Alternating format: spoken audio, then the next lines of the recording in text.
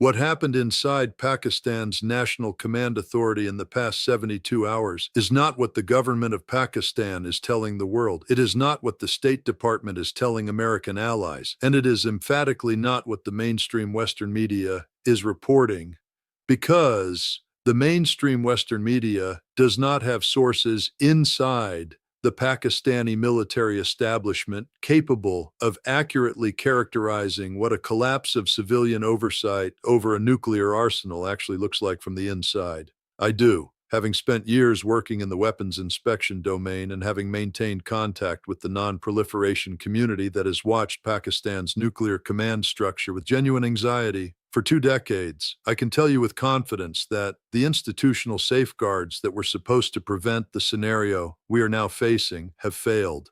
The world has approximately 160 nuclear warheads that are no longer under the governance of the civilian authority that international law and the internal Pakistani constitutional framework nominally require to authorize their use. I am not here to generate panic. I am here to provide truth as I see it based on the best available analytical picture, understanding that some of what I'm about to describe is necessarily reconstructed from indirect evidence rather than direct observation.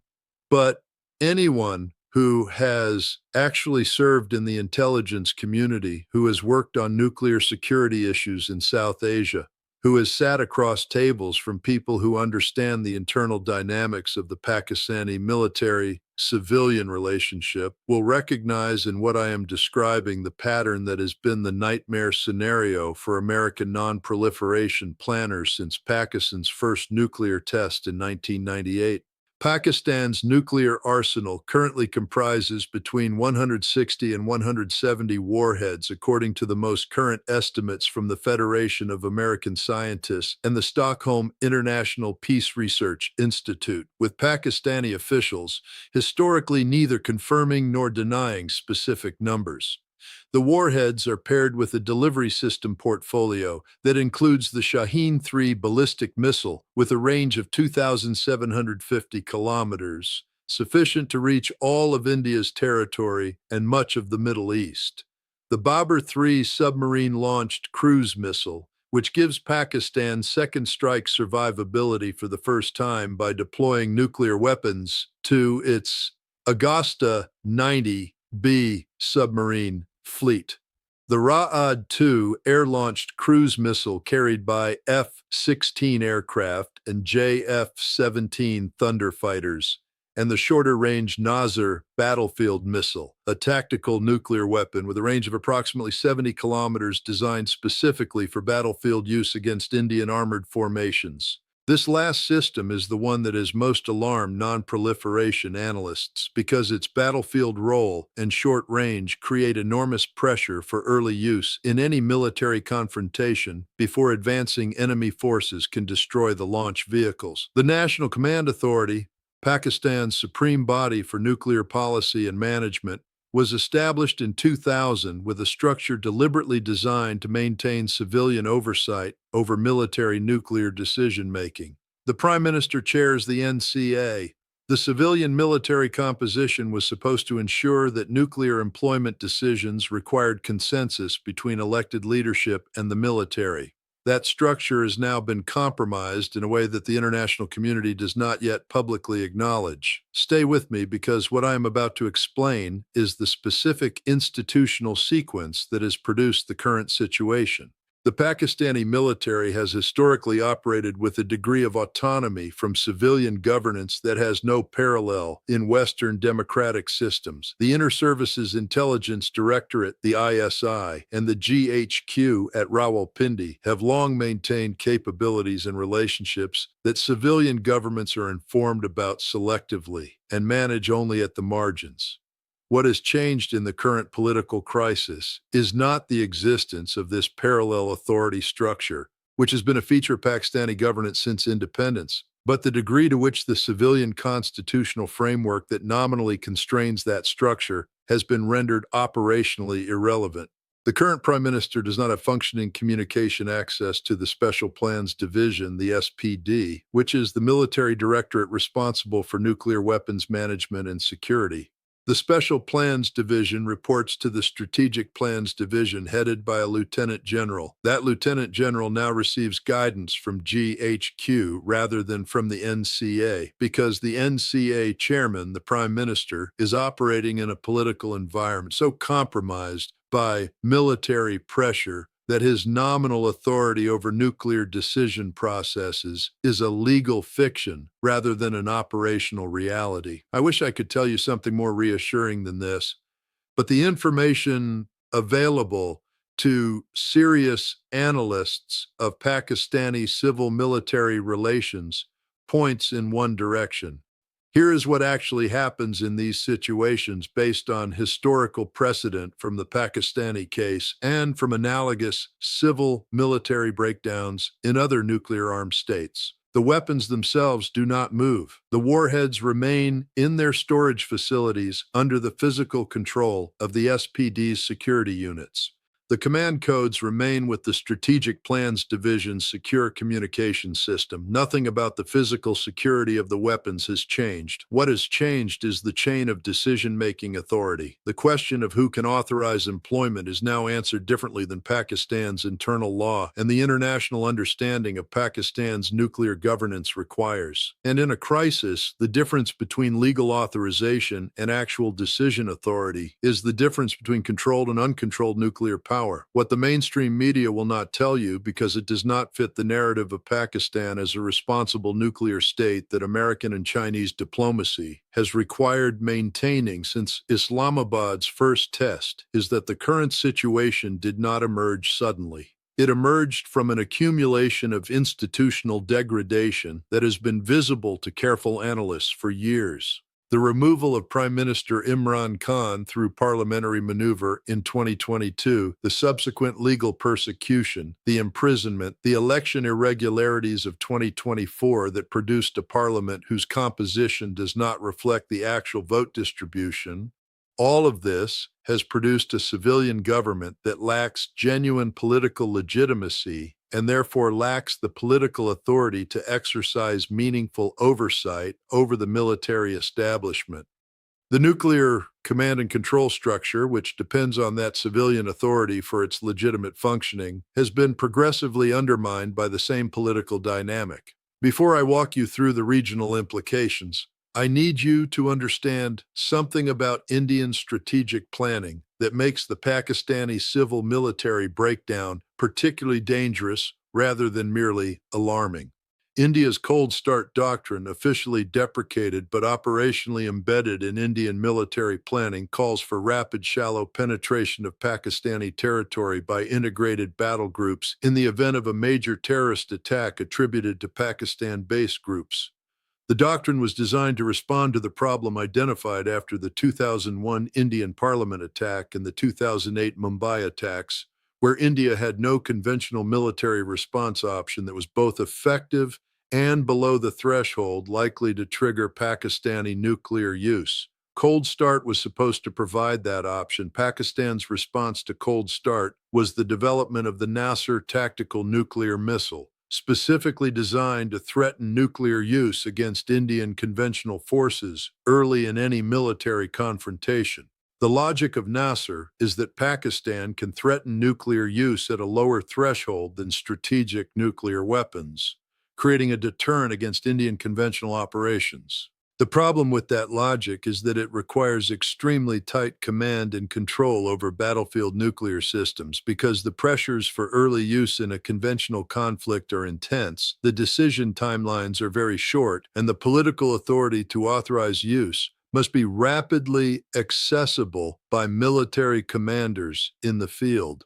Under normal Pakistani civil-military arrangements, that authorization chain was already uncomfortably compressed. Under the current conditions, where civilian authority over nuclear decisions is genuinely unclear, the authorization chain for battlefield nuclear use is broken in ways that could produce either paralysis when authorization is needed or unauthorized use when it is not.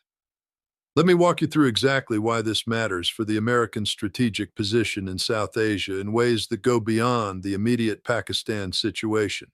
The United States has invested approximately $15 billion in security cooperation with Pakistan since 2001, including significant funding specifically directed at nuclear security enhancement under the Global Threat Reduction Initiative and associated programs. American officials have consistently maintained that Pakistan's nuclear arsenal is secure and that the command and control frameworks are adequate. Those public assurances have been politically necessary because the alternative, acknowledging that a nuclear-armed state with 160 warheads has an unstable command structure, creates an enormous pressure for actions that American policy in the region cannot absorb. But the private assessment, available to anyone with genuine access to the analytical community, has been considerably more anxious than the public posture. The reality that no official briefing will address directly is the question of what the United States would actually do if it concluded with confidence that Pakistani Nuclear Command Authority had broken down irreparably. The military options for securing or destroying Pakistani nuclear weapons are genuinely daunting. The weapons are dispersed across multiple sites. The exact locations of storage facilities are known to American intelligence with varying degrees of confidence, but some are in mountainous terrain that complicates both surveillance and access. A military operation to secure Pakistani nuclear weapons would require operating inside a nuclear-armed state against the resistance of that state's military forces. It would likely require Pakistani airspace access, which would not be provided voluntarily. It would risk exactly the kind of nuclear use during conflict that it was designed to prevent, and it would trigger a regional and global political crisis of a magnitude that makes the operation almost certainly non-executable, regardless of the technical military assessment. But if you thought that was alarming, stay with me, because the Indian dimension of this crisis has a trajectory that is genuinely dangerous in a very short time frame. India's intelligence services, the Research and Analysis Wing, have better situational awareness of Pakistani military political dynamics than any Western service, including the CIA. If Indian intelligence has concluded, as the analytical picture suggests they have, that Pakistani Nuclear Command Authority is currently compromised, the pressure within Indian strategic planning circles to take advantage of that window, whether through decisive military action that settles the Kashmir issue, or through covert operations targeting Pakistan's nuclear infrastructure, or through aggressive intelligence operations that further destabilize the Pakistani military establishment. That pressure is not theoretical. It is the kind of pressure that historically produces actions rather than remaining contained within analytical assessments. You think you have heard the worst of it. You have not even close. The dimension of this that has received almost no public attention is the China factor. China is Pakistan's most important military and economic partner. China has provided Pakistan with nuclear-capable missile technology, with uranium enrichment assistance in the early program, with the JF-17 combat aircraft, with the CPEC economic infrastructure that ties Pakistani economic viability directly to Chinese strategic interests. China does not want Pakistani nuclear collapse any more than the United States does, but Chinese interests in the outcome of Pakistani political military dynamics are not identical to American interests. A military-dominated Pakistan that maintains close alignment with China and reduces American influence in the country is broadly consistent with Chinese strategic preferences. The civilian democratic alternative, if it could be restored, has historically been more balanced in its great power relationships. Chinese preference for a military-dominant Pakistan may therefore be shaping Beijing's response to the current situation in ways that complicate American diplomatic efforts to restore functional civilian authority. The civilizational stakes of what is currently unfolding in Pakistan